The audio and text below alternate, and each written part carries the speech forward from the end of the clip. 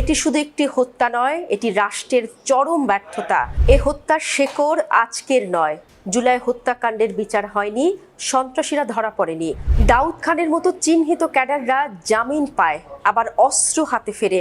বিচারহীনতা এখানে দুর্ঘটনা নয়, এটিই আমাদের রাষ্ট্র ব্যবস্থা। অভিযোগ আছে ঘাতক সীমান্ত পেরিয়েছে। প্রশ্ন উঠে কার চোখ ফাঁকি দিয়ে, কার সহায়তায়? পররাষ্ট্র মন্ত্রণালয়ের করা বার্তা আছে, কিন্তু কার্যকর পদক্ষেপ নেই। নতজানু কূটনীতি রক্তের জবাব দেয় না। রাষ্ট্র কথা বলছে কিন্তু দায় নিচ্ছে না। 50 লাখ টাকার পুরস্কার রাষ্ট্রের সক্ষমতার প্রমাণ নয়, এটি অসহায়ত্বের ঘোষণা। নাগরিককে অস্ত্র ধরার পরামর্শ রাষ্ট্রের পরাজয়। সবচেয়ে বেদনাদায়ক নীরবতা এসেছে কথিত প্রগতিশীলদের কাছ থেকে।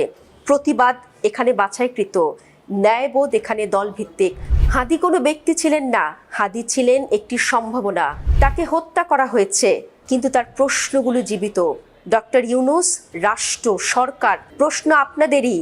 আপনারা কার পক্ষে? যদি হাদিদের রক্ষা করা না যায়, তবে এই গণ অভ্যুত্থান ব্যর্থ হবে। কিন্তু মনে রাখবেন, হাদির রক্ত প্রমাণ করে লড়াই এখনো শেষ হয়নি।